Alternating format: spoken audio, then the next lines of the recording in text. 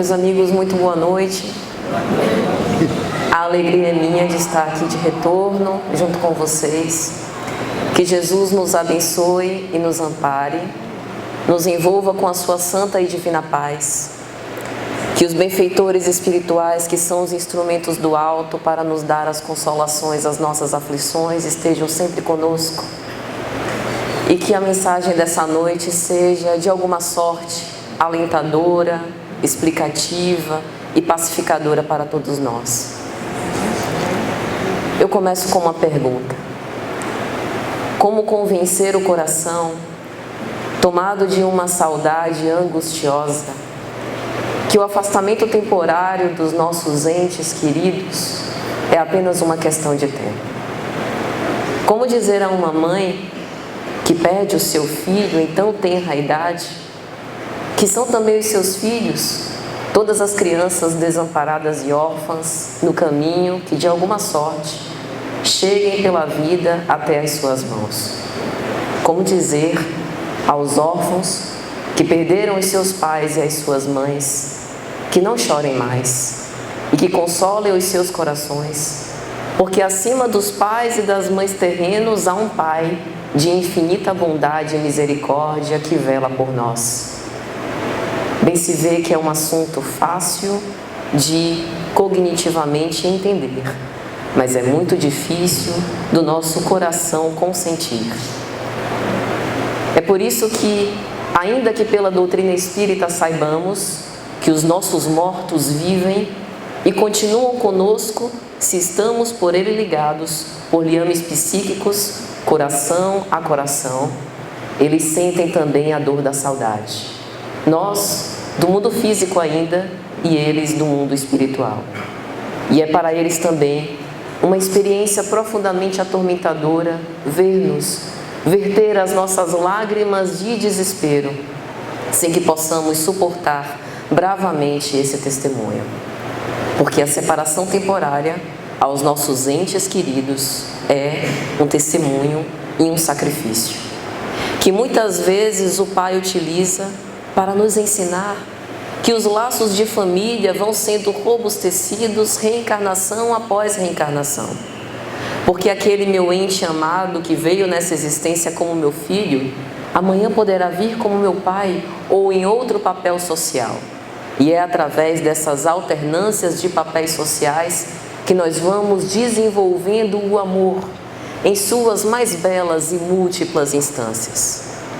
E assim também como eu desenvolvo o amor por aquele que veio, fruto do meu sangue, com o qual eu tenho um enlace que faz parte desses laços corporais, eu também posso desenvolver um amor ainda mais imenso, ainda mais intenso e amplo para com todas as criaturas, vivendo esse amor em família para a fraternidade universal, para a humanidade inteira.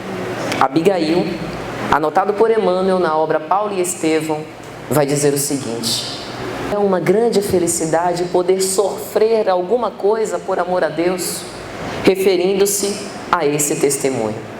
Porque ainda que nós não tenhamos nada de nós mesmos, referindo-se aos bens materiais, nós todos ainda teremos o nosso próprio coração a dar.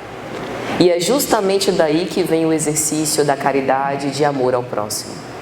O quão engajados e dispostos nós estamos a dar o nosso próprio coração nos testemunhos e nas aflições que a vida nos apresenta para que nós possamos evoluir. Porque o objetivo divino não é torturar-nos a ninguém. Não é fazer com que nós soframos sem que isso nos cause um aprendizado. Mas é perceber com um amplo olhar que a nossa vida não se restringe a essa vida material. Que a nossa vida continua e que nós temos uma imortalidade pela frente. E que por isso não precisamos ficar tão desesperados e atormentados por um afastamento que é apenas questão de tempo. E para que de alguma sorte recebamos agora esse alento necessário para continuar na vida sem descambar na depressão, na melancolia ou até às vezes no desgosto pela vida, deixando a vida pelas portas do suicídio, nós precisamos amar. Através dos pensamentos e relembrando todos os momentos bons que nós tivemos com os nossos entes queridos, nós faremos com que esses liames fiquem cada vez mais fortes e eles também regozijarão por essa lembrança amorosa que nós temos em relação a eles. Através das cartas psicografadas, até poderemos receber notícias suas, mas nós não precisamos nos inquietar por nenhuma dessas coisas, porque para os corações que se amam, a ligação é direta e basta pensar que estaremos efetivamente conectados. E para que nós possamos pensar sobre essas coisas, eu me lembrei de uma história que é conhecida por todos nós, a história de uma mãe que perdeu o seu filho. Maria estava em frente à cruz, entregue a uma desolação sem tamanho. Sim, ela cria em Deus, mas a fé que nós temos com o divino não significa não sofrer pelas dores humanas a que nós estamos dispostos. Ela acreditava que Deus tinha um desígnio supremo para que o seu filho fosse martirizado ali à sua frente, ao lado de dois malfeitores comuns. Mas o seu coração de mãe como nós somos, porque Maria era humana, estava torturado de aflições. E ela pensava na sua mais tenra infância, quando Jesus ia para a beira do caminho, andar com os andarilhos da estrada e falar sobre as belezas do reino de Deus. Quando ele ia para a beira do rio, conversar com as lavadeiras, que às vezes resmungavam, reclamando da vida, e ele as consolava. Ela pensava nas vezes que Jesus levava assaltantes conhecidos nas cercanias de Cafarnaum para a carpintaria do seu pai, para ensinar que pelo trabalho nós podemos desenvolver um papel honroso em relação à criação. Maria se lembrava de todas essas circunstâncias e se lembrava também de mais tarde de todas as curas que ele ofereceu a todos os que lhe pediam e que se encontravam no caminho por onde ele passava, dos cegos que voltaram a enxergar, dos paralíticos que voltaram a andar. Ela se lembrava de tudo isso com um coração pesaroso de angústia. Revia a manjedoura sob um véu espesso de lágrimas. Sempre simples, não pôde oferecer ao seu filho grandes patrimônios materiais, mas sempre o cercou de profundo amor, e ela sentia uma reciprocidade indefinível naquele coração infantil e sabia que ele, de fato, era muito especial. Maria tinha uma fé irrestrita no Criador, mas era presa de aflitivas interrogações, como também são as nossas interrogações. E é por isso que nós não devemos nos culpar. Porque quando nós recebemos uma aflição torturante como a perda de um ente querido, muitas vezes nós que estamos nos centros religiosos ou que temos algum grau de religiosidade desenvolvido, às vezes nos culpamos. Meu Deus, será perda de fé? Eu ficar triste e entrar nesse período de luto, chorando a partida daquele meu familiar que se foi? Não. Isso faz parte dessas emoções humanas que precisam ser trabalhadas, dos sentimentos que precisam ser educados e burilados. Essas emoções são saudáveis psiquicamente. Mas a grande questão é, não a experiência, mas o que nós fazemos da experiência que nós temos. Se nós aproveitamos essa oportunidade para olhar para as coisas do mundo material, dando a sua real importância, nós perceberemos que a perda de um ente querido pode inclusive nos levar a ressignificar o valor das nossas próprias existências. E se nós perdíamos tempo com apurrinhações e questões pequenas que nos tiram muitas vezes as noites de sono, hoje a gente reavalia melhor. Porque se hoje eu estou aqui, amanhã eu posso não estar mais. E aí eu aproveito o pouco tempo de vida que me resta, que eu não sei quanto é, para viver bem com os meus familiares, com os meus amigos e com os meus amores, para deixar aqui lembranças que mais tarde eu possa recorrer para me consolar numa partida que chegará dentro em breve. Então, Maria percebia que por trás daquela morte infamante havia um sacrifício que Deus tinha pedido ao Filho do Homem para a redenção de todas as criaturas humanas. Ela, então resignada, vira-se ao alto e diz simplesmente: faça-se na escrava a vontade do Senhor. E eu fico imaginando, numa situação como essa, de uma dor indescritível, Maria entrega o seu coração numa confiança irrestrita, rogando a Deus que fizesse a sua vontade, e nós, que rezamos o Pai Nosso todos os dias, rogando também a Deus que seja feita a vontade do alto. Quando Deus efetivamente faz a sua vontade, a gente acha ruim, reclama, queria que fosse uma outra vontade, de preferência mais atinente aos nossos próprios desejos. Para isso, é necessário humildade e perceber que por trás daquela dor há uma lição que nós ainda precisamos depreender.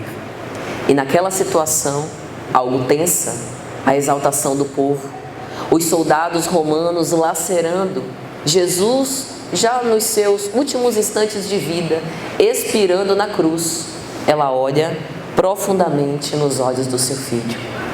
Meu amado filho, como se dissesse: o que farei da minha vida sem você? Porque outro filho não serve. Qual afeto nosso que pode ser substituído por outra pessoa? Qual filho que parte? Qual pai que deixa a vida que pode ser substituído por outro enlace afetivo qualquer? Os nossos laços eternos de amor são indestrutíveis, inquebrantáveis e insubstituíveis. E será, perguntava ela intimamente, que eu ainda poderei vê-lo algum dia?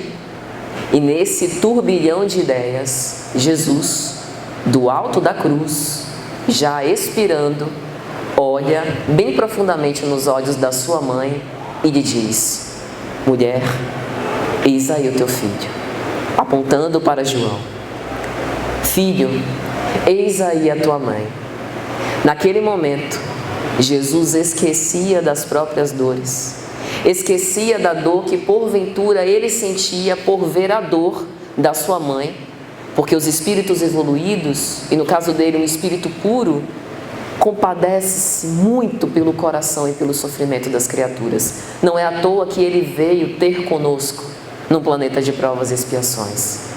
Mas ele aproveita aquele momento para dizer que acima dos laços sanguíneos e até dos laços espirituais estão os laços com a humanidade inteira, e que nós devemos nos esforçar para ampliar os nossos laços afetivos com o próximo, com aquele que mora conosco, com aquele que trabalha no mesmo lugar onde nós exercemos a nossa profissão, com aquele que dirige conosco no trânsito por onde a gente vai, com aquele que é frequentador do mesmo templo ou da mesma casa espírita que nós frequentamos, porque nós somos todos irmãos.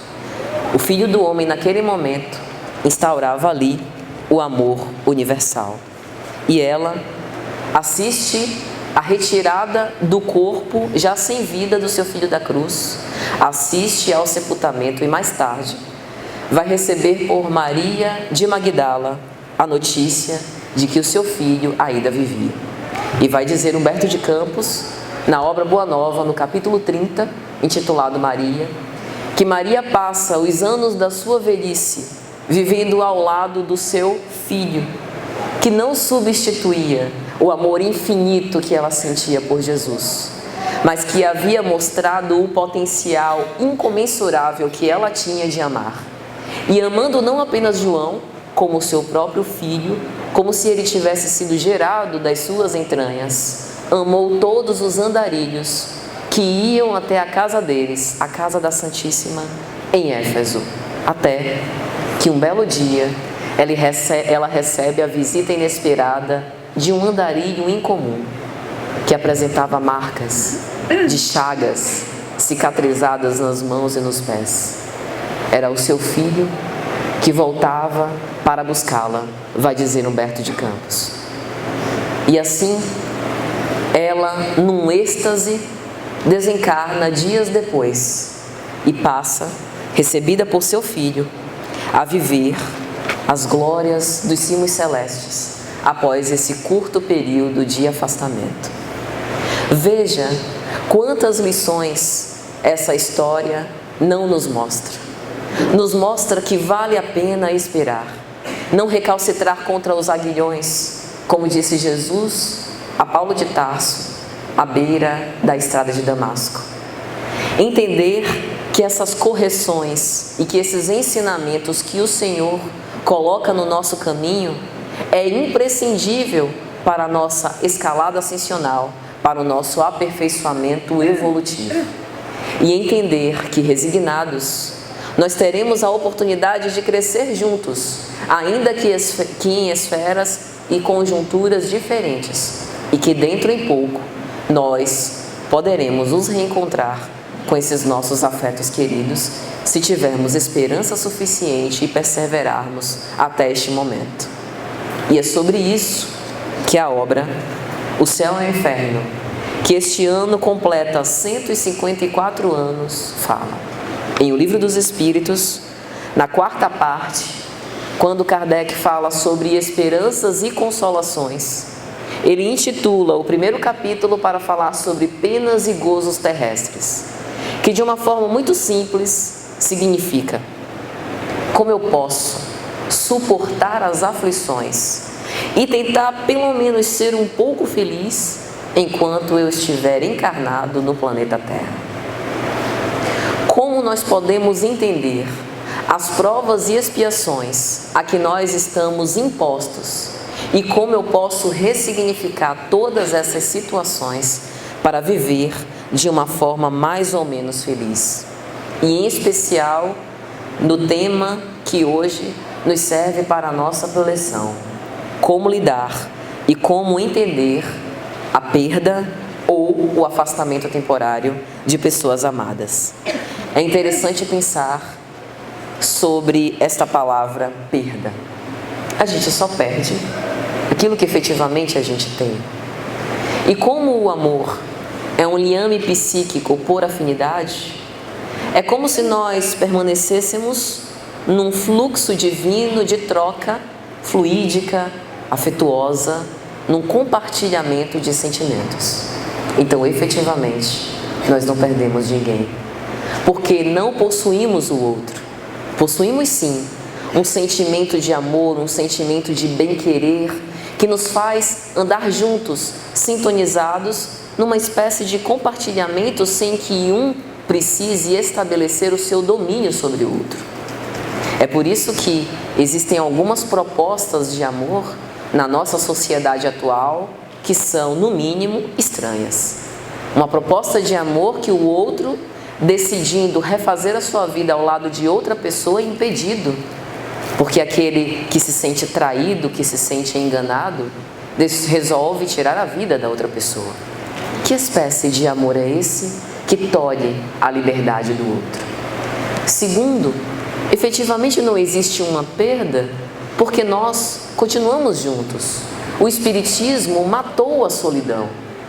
Nós nunca nos apartaremos daqueles em relação aos quais mantemos um vínculo legítimo de afeto.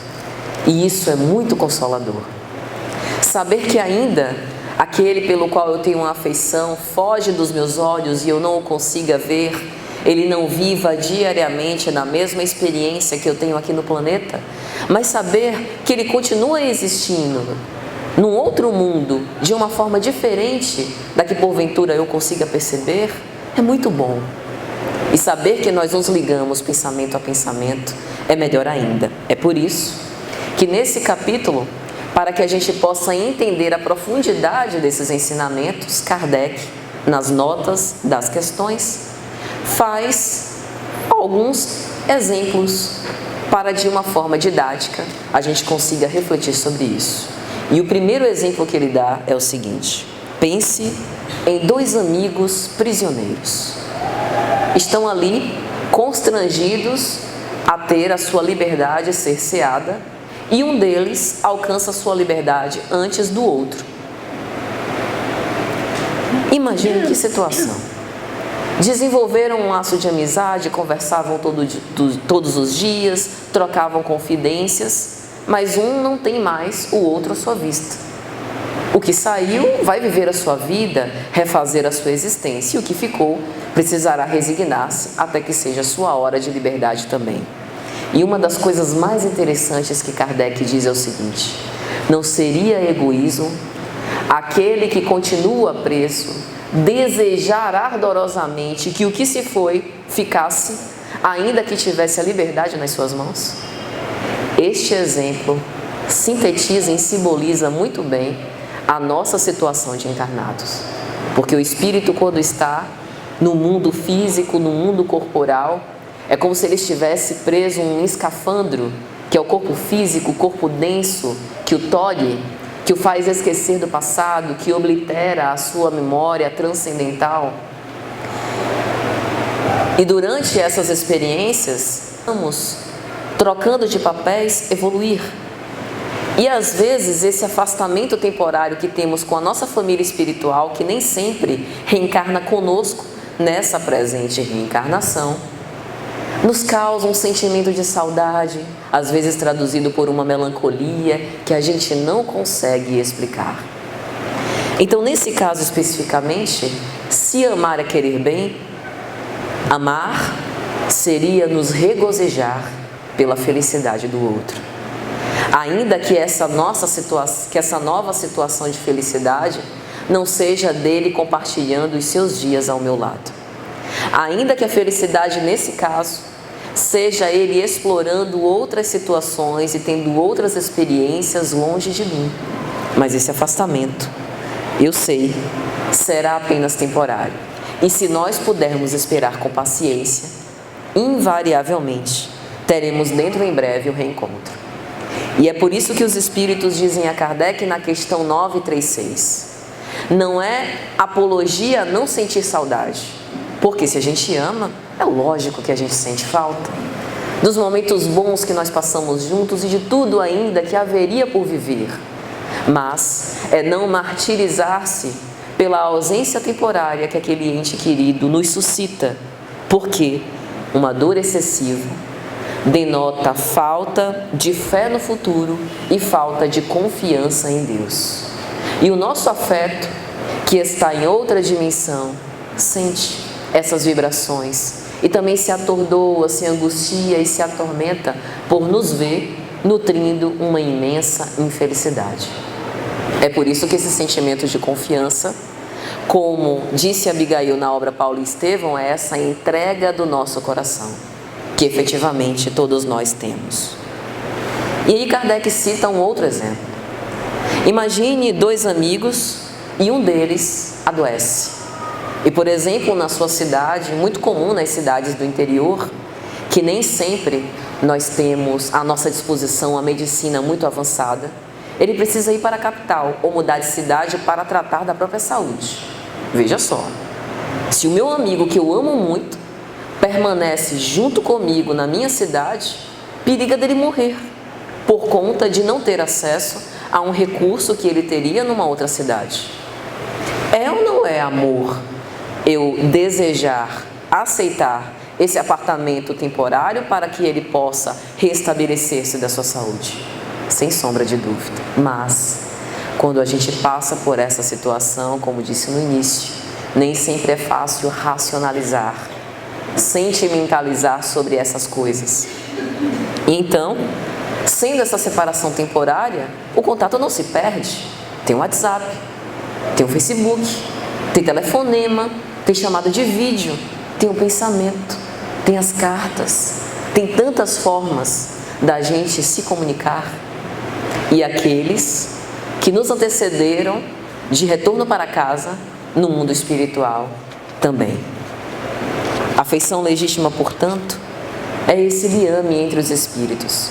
E vendo as coisas por esse ângulo, a gente começa a entender isso com cada vez mais calma, entendendo que todos nós temos a oportunidade de viver também outras experiências para alargar esses laços afetivos sem deixar de amar aqueles que já nos conquistaram afetivamente. Porque também tem isso. Às vezes o nosso amor, ele é tão envolto por uma possessividade doentia que a gente não quer que o outro seja feliz longe das nossas vistas, com medo de perder o posto.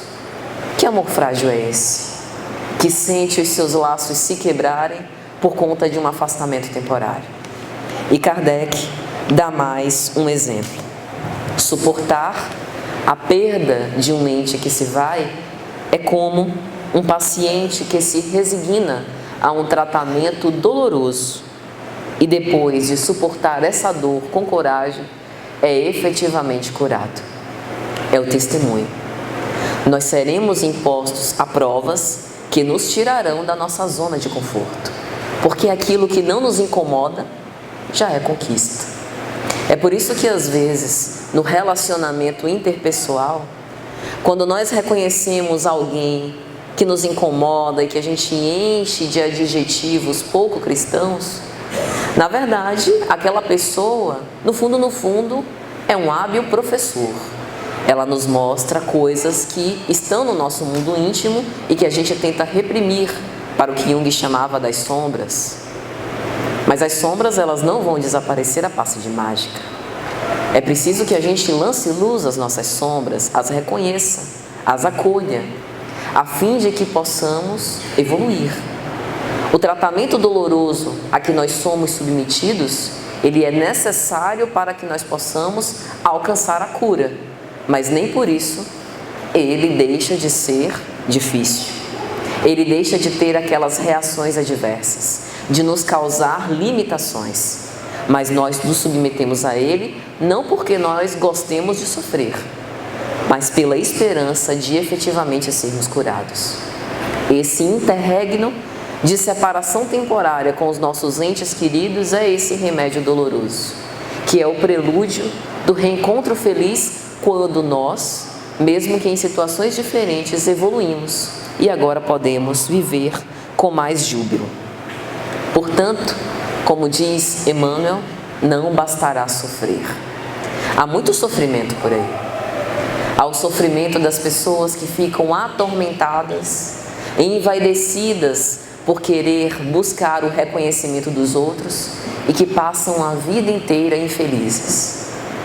Há o sofrimento de quem não aceita as dores que lhe chegam como remédio salutar para o seu próprio aprendizado e enfrentam uma batalha com o próprio Pai Divino. Há o sofrimento daqueles que derrapam em delinquências morais e precisam se responsabilizar pelos seus atos. Mas o sofrimento que receberá a consolação é aquele sofrimento que nós reconhecemos a nossa responsabilidade em participação ou que nós simplesmente aceitamos sem que o merecêssemos, porque sabemos no Espiritismo que às vezes nós escolhemos o gênero de provas para que isso nos ajude ao nosso aprimoramento evolutivo e que a gente consiga progredir cada vez mais, sem que necessariamente isso fosse uma obrigação. Lembremos do cego de nascença, em que os apóstolos se viram para Jesus e perguntam: Senhor, quem pecou, ele ou os pais? Nem ele, nem os pais. Assim foi feito para que se manifestasse nele a vontade divina, referindo-se justamente a essas escolhas que muitas vezes nós fazemos do plano espiritual e quando aqui chegamos, ficamos aturdidos. A orfandade e a separação com os nossos familiares pode ter sido, inclusive, um gênero de provas escolhido. E se nós escolhemos isso é para o nosso adiantamento, por que então desespero? E então, meus amigos, nos lembramos também de uma bonita obra, que é a obra Voltei, por irmão Jacob. Psicografia de Chico Xavier.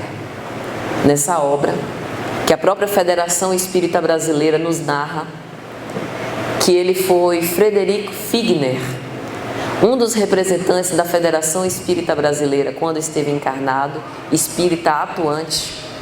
Ele faz, antes de desencarnar, uma espécie de acordo com Chico.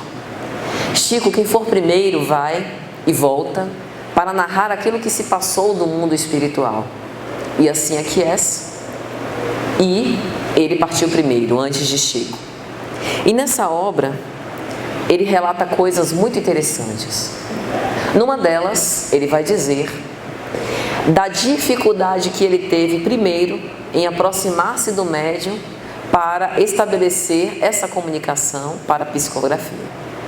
E às vezes nós, que procuramos essas sessões, onde são realizadas as cartas psicografadas, ficamos tão preocupados e angustiados, desejando mesmo receber uma notícia daqueles que se foram, e às vezes quando essas notícias tardam, nós não entendemos direito o motivo. É porque são necessárias, é necessário vencer muitas barreiras para esse tipo de comunicação, sem contar aqui no preparo nosso para o momento certo de receber essas notícias e do preparo daqueles que são os nossos afetos que nos antecederam. Então ele vai dizer que, não obstante ele tendo sido um militante espírita muito atuante na nossa esfera nacional, ele passou por algumas situações bastante frustrantes e por algumas dificuldades no seu desenlace e no reconhecimento que ele teve na vida além túmulo. Numa dessas circunstâncias, que é inclusive jocosa, ele diz que estava andando com uma equipe de assistência no mundo espiritual e aproximou-se uma enfermeira que era todo luz, luminescente, envolvida numa aura especial. E ele confessa na obra que sentiu inclusive inveja, porque não tinha aquela luminosidade toda, uma luminosidade que destoava do grupo no qual ele estava. A sua filha, que já tinha desencarnado antes dele e que, portanto, já tinha uma claridade, uma lucidez maior em relação às coisas do mundo espiritual, me diz: meu pai, para que está feio. Será que você não está pensando em todos os sacrifícios e renúncias silenciosas de que ela foi autora e que nós dois desconhecemos para ela estar assim radiosa? E outra, se ela ilumina, que bom, porque ao iluminar, ela ilumina o próprio caminho e o caminho de nós, que ainda precisamos de luz. Desfaça essas impressões egoístas e pense sempre que ela é o nosso poderoso auxílio também, além do mérito que ela teve para isso. E ele narra algumas situações muito interessantes. E em um determinado momento, no prefácio da obra, ele se comunica, isso foi em 1948, e diz assim: não se acreditem quites com a lei por haverem atendido a pequeninos deveres da solidariedade humana. Nem se suponham habilitados ao paraíso por receberem a manifesta proteção de um amigo espiritual. Ajudem a si mesmos no desempenho das obrigações evangélicas. É uma expressão e uma mensagem para tatuar no braço, para a gente ler todos os dias. Porque irmão Jacob fala de uma forma bastante amorosa para nós, algo que pode ser resumido com o seguinte: aproveita enquanto é tempo. Trabalha enquanto estamos todos nós encarnados nesse planeta, que é uma divina escola e hospital de almas. Aproveita o tempo que resta para viver bem com todos os semelhantes, porque às vezes aquele que está numa posição inferior no nosso mundo material de profundas desigualdades foi um benfeitor outrora, em relação ao qual seremos nós no futuro a mendigar proteção e amparo, porque em matéria de misericórdia nenhum de nós pode se dizer que não precise da misericórdia de ninguém. É interessante porque nas bem-aventuranças, quando Cristo diz: bem-aventurados os misericordiosos, o ganho, a recompensa é justamente obter a misericórdia, como uma condição necessária para todos. E de uma outra forma, o que irmão Jacob também nos diz é que todas as experiências que nós temos oferecem este aprendizado necessário à nossa vida. E que mesmo em matéria de caridade, veja, não se acreditem quites por haverem atendido a pequeninos deveres de solidariedade. Não é apenas a entrega do pão, a entrega do mingau, do cobertor, a entrega da cesta básica, que é excelente, porque tem gente ainda hoje morrendo de fome. E não fosse isso, provavelmente elas não teriam a oportunidade de ter mais experiências nesse mundo físico, desencarnariam antes. Mas aqui, o que ele chama a atenção é: aproveita esse pretexto de entregar o pão, entregar o mingau e de fazer a caridade material para se envolver afetivamente e se engajar com a causa. Porque o trabalho que a gente faz por fora, dessa forma, modifica-nos também interiormente. Ele aqui está falando daquilo que o Cristo disse à sua mãe aos pés da cruz: mulher, eis aí o teu filho. Então, toda criança abandonada que pede para a gente dinheiro no sinal e que bate insistentemente no nosso vidro, mesmo que tendo sido constrangida a fazer isso pelos pais ou pelos responsáveis, que nós possamos ver ali um filho do caminho, um filho do Calvário que nos bate à nossa porta.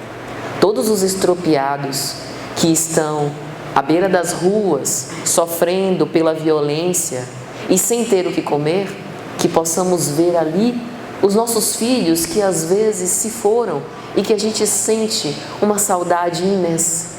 Todas as vezes que nós tratarmos cada um destes, até os nossos familiares que convivem conosco dentro de casa, com o amor desvelado que nós temos e que sempre teremos por aqueles que se foram, nós estaremos ampliando esses enlaces afetivos e essa afeição e vivendo a fraternidade universal. É essa a proposta. Veja que interessante. Como na história de Jó, no Antigo Testamento. Jó, segundo conta o livro sagrado, tinha tudo. Uma família cheia de filhos, esposa, era rico, abastado.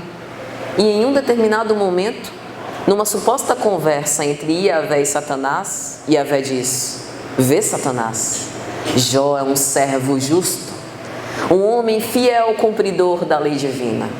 Este ninguém pode tentar. E Satanás coçou aqui atrás na orelha: é nesse mesmo que eu quero, é nesse mesmo que eu vou. E segundo conta a história, que acredito que seja uma grande metáfora, um mito, Iavé permite que Satanás o tente. Jó perde tudo. Os seus filhos são assassinados, os seus recursos todos expoliados. E ele, no auge da pobreza, virou-se para Deus e disse: Deus me deu, Deus me tirou, viva o Senhor.